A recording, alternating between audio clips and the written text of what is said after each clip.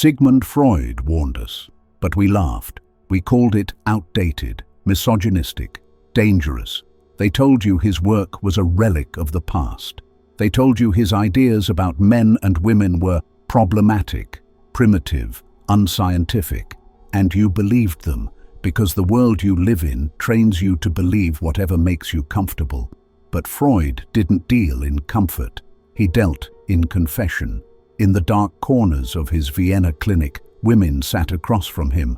Women of status, women of beauty, women who wore the polite masks society demanded of them. And when they spoke, the masks fell. What they whispered to Freud could never be printed in the polite papers of the day, because it was dangerous. Not dangerous to them, dangerous to you. Freud heard the part of womanhood most men never see until it's too late. The desires they suppress in daylight, the cravings they dare not name in public, the part of their nature that doesn't want to be pampered, protected, or put on a pedestal, but dominated. This was not a theory pulled from a dusty library. This was a man recording the same confession over and over in different words from different mouths until it became impossible to deny. A century later, you are still being told to deny it. They want you to believe women are creatures of comfort, romance, and safety. They want you to believe all she wants is your kindness, your loyalty, your stability. Because if you believe that, you will give it freely. And while you give, someone else takes.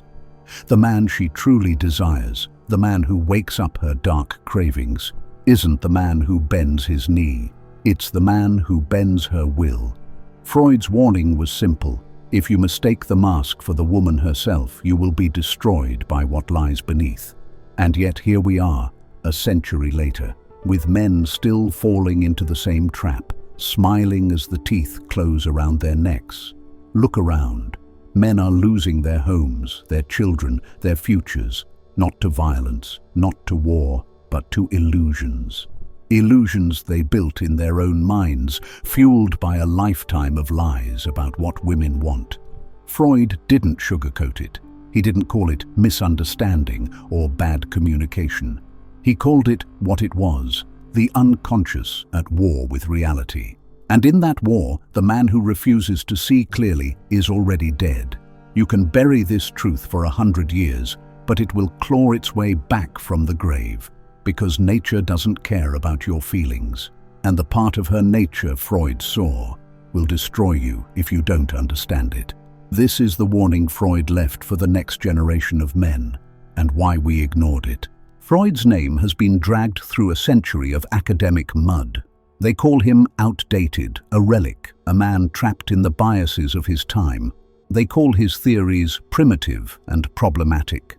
But what they never tell you is why certain theories were buried. Because some truths don't just offend. They dismantle illusions entire industries are built on. Freud's central warning to men was simple and devastating. You do not see women as they are. You see them through the fantasies your own mind projects. Every man carries an inner script written by childhood experiences, adolescent longing, cultural lies. And when he meets a woman, he forces her into one of two roles. The Madonna, pure, nurturing, angelic, or the whore, seductive, corrupting, dangerous. The problem? Neither role is real. Both are masks. And behind them is a nature that does not care about your projections, your poems, or your pedestal. And Freud knew this because he spent decades in the room where the masks came off. The Clinic Confessions, Vienna, early 1900s. The world outside Freud's office was bound by manners, corsets, and rigid morality. Women were expected to be delicate, innocent, untouched by impure thoughts. But inside Freud's clinic, the truth crawled out. These were not poor, desperate women. They were wives of prominent men, daughters of industrialists, pillars of polite society. And when they trusted Freud, when they felt the shield of medical confidentiality, they spoke the words no man was meant to hear. They spoke of craving dominance. Not the soft romance of candlelight, but the raw electricity of a man who would take what he wanted. They spoke of needing a man who could command them and keep commanding them. They admitted that submission in the right hands was not humiliation, but liberation. Freud saw something most men never will, that beneath the lace gloves and polite smiles there was a hunger that civilization could not erase, a hunger they were trained to hide, but never to kill, the dangerous disconnect. This was the heart of Freud's warning. If you, as a man, mistake the mask for the woman, you are blind to the drives that actually move her. You think she leaves you for someone better because you lost your hair, or your abs, or your money. But in reality, she leaves because you stopped awakening her core desire, the part of her that wants to be led, tested, claimed. Freud understood that this drive is not polite. It's not Instagram-worthy. It doesn't fit in a Hallmark card. It's the part of her nature that makes men uncomfortable, and if you ignore it, it will destroy you. The relevance today. In Freud's time, society at least pretended to keep this under wraps. Now, it's splashed across romance novels, BDSM subcultures, dating app banter, hiding in plain sight. And yet, most men are still told to play the safe role, the stable provider, the endlessly understanding listener, until they are quietly replaced by the man who understood what Freud was trying to say over 100 years ago. Freud's warning was never meant to be gentle. It was meant to wake you up. Because in his clinic, he saw what happens to men who never learn the truth. They give their loyalty to the mask, and then watch, helpless, as the mask walks away with someone else. Freud warned that civilization is a thin veil, and that beneath it, nature always wins. In his time, that veil was stitched together with rigid etiquette, religious morality, and the fear of public shame. Today, that veil is almost gone, shredded by technology, consumerism, and an economy built on monetizing desire. And nothing has exposed the truth Freud saw more clearly than the modern dating market, hypergamy in high definition. A century ago, Freud's clinic heard whispers of women leaving stable husbands for men who lit up their hidden cravings. Today, it's not whispers. It's in the open. It's in your phone. It's in her phone. Dating apps have turned female hypergamy, the instinct to secure the highest value mate possible, into an always-on, 24/7 global marketplace, where once she compared herself to the men in her town, now she compares you to men across the planet. That fantasy she used to suppress. It's now fueled daily by Instagram filters, TikTok thirst traps, and an endless feed of male physiques, luxury lifestyles, and confident strangers sliding into her DMs. Freud said the unconscious is shaped by repeated stimulation, and men today are blind to how often she's being stimulated by other options. Every like, every message, every digital wink, each one is a drop of gasoline on her ancient instinct to trade up. The algorithm knows her better than you do.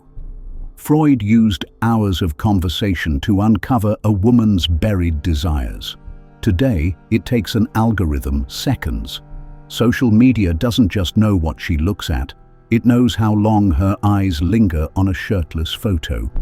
It knows which male TikToker's voice makes her pupils dilate. It knows exactly which dominant archetypes get her to watch twice. And it feeds her more. And here's the part that should terrify you. The machine doesn't care about her relationship status. It doesn't care about her vows. It exists to keep her attention locked on the images that bypass her conscious mind and speak directly to the part Freud warned about. The part of her that wants to be led, claimed, overpowered. Men are losing, without knowing. They're in a fight. Freud said the danger isn't just in not knowing the truth, it's in believing a lie. And today's man believes the lie that women's desire is steady, polite, and controllable. While he's bringing flowers to the mask, the man who stirs her unconscious is already in her thoughts. The provider role, the one men are told will keep them safe, is now the role most vulnerable to replacement. Because in the sexual marketplace, stability is common, excitement is scarce, and her nature will choose scarcity every time. Why this matters now? Freud's warning is no longer an abstract theory from dusty Vienna lecture halls. It's the water you're swimming in. The forces he documented in private have been amplified, monetized, and weaponized by a digital marketplace that runs on attention and desire. And in this new arena, the man who ignores her true nature doesn't just lose her. He funds the very system that takes her away. You've seen this before. Maybe you've lived it. A man meets a woman in the wild, not on Tinder, not in his DMs, but in person. It feels rare, almost old-fashioned. They click instantly. She laughs easily, leans in when he talks, and within weeks they're posting cute photos together like they've known each other forever. The relationship starts strong. Weekend brunch spots, Netflix marathons, gym sessions together where she shows him form tips she learned from a trainer. Her hand finds his when they walk. Her head rests on his chest at night. It feels like stability. It feels like he's building something real. Months pass. He notices she spends more time on her phone, especially in the evenings. She's taking more solo gym sessions now. Says it's because she pushes herself harder without him there. Her workouts start running longer. The cute couple posts slow down. He brushes it off. He tells himself relationships have phases. He tries harder, plans date nights, brings home her favorite snacks, listens when she vents about work. He plays the safe, reliable role he's been told is the key to keeping a woman happy. But something's shifting. She's less affectionate. The texts feel shorter. There's an edge in her tone he hasn't heard before. Then one night it slips out. She's been hanging out with someone from the gym, a guy she says is just fun to train with. The words hit him like a barbell to the chest. He can hear the lie in her voice, but worse than that, he can see the truth in her eyes. It's not guilt, it's not even shame, it's relief. The man at the gym isn't richer, he isn't more stable, he might even be less conventionally successful, but he carries something primal, a way of being that wakes up a part of her she kept hidden in this relationship, a part she never gave to the man she's with now. And just like that, the stability he built means nothing.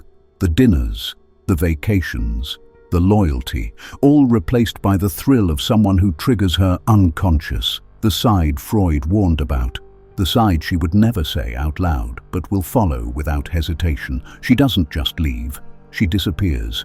Social media wiped clean, her gym posts now tagged with the new guy, her story rewritten as if you were never part of it. The man she left behind is left replaying every detail, wondering if he could have stopped it. But Freud would tell him the same thing he told men over a century ago. You didn't lose because you weren't enough. You lost because you never understood what you were really competing with. Let's stop pretending. Let's stop coating this in soft language and polite theory. You've been told your whole life that women want stability, kindness, and a good man.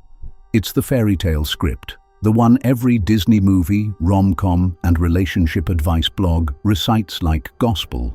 But Freud knew that script was a lie, and if you look around you today, you know it too. Here's the truth you don't want to hear. What she says she wants and what she responds to are not the same thing. One is for public display, the safe answer that keeps her reputation clean. The other lives in her unconscious, in the same place Freud spent decades exploring. Freud's clinic findings were clear. Beneath the surface, many women crave to be led, challenged, even dominated. Not in a cartoonish, abusive way, but in the primal sense of being in the presence of a man she cannot bend. A man who stands so firmly in his own frame that she feels herself pulled into it. A man who, without words, makes her feel, this is not a man I can play with. That is not the man most modern men have been trained to be. Instead, you've been trained to be the safe choice, to never rock the boat, to prioritize her comfort over your mission, to think being endlessly agreeable is the same as being a good partner. It isn't. It's the same as being forgettable. When a woman feels you are fully under her control, her attraction doesn't just fade, it collapses. And the moment a man comes along who can stir the deeper part of her nature, the part you've ignored, she will move toward him without hesitation. Not because she's evil or broken, but because nature doesn't care about your feelings. This is the part that will make most men click away. If you are not the man who awakens her at the deepest level, you are just a placeholder. It doesn't matter how much you love her. It doesn't matter how many years you've invested. It doesn't matter what promises you made. And this is why Freud's warning matters now more than ever.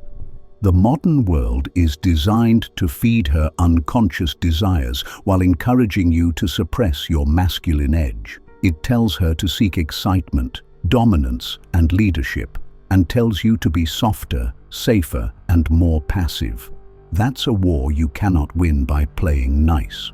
You can bury your head in the sand and call this toxic or misogynistic. You can keep believing the polite version of female nature. Or you can face the uncomfortable truth. She will follow the man who leads her deeper than you do. And if that man isn't you, it will be someone else.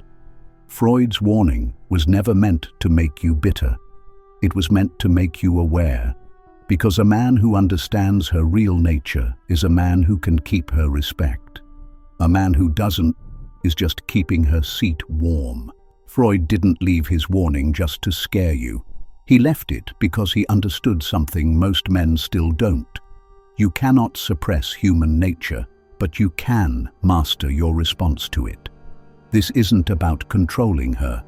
It's about controlling you. Because the moment you hand her the steering wheel of the relationship, she will test you, consciously or not, until she proves to herself that you're no longer worth following. 1. Stop competing on stability. Alone. Freud would tell you that the good man role is a trap, not because stability is worthless, but because stability without polarity is a slow death sentence. You must understand that stability makes her feel safe, but it does not make her feel alive.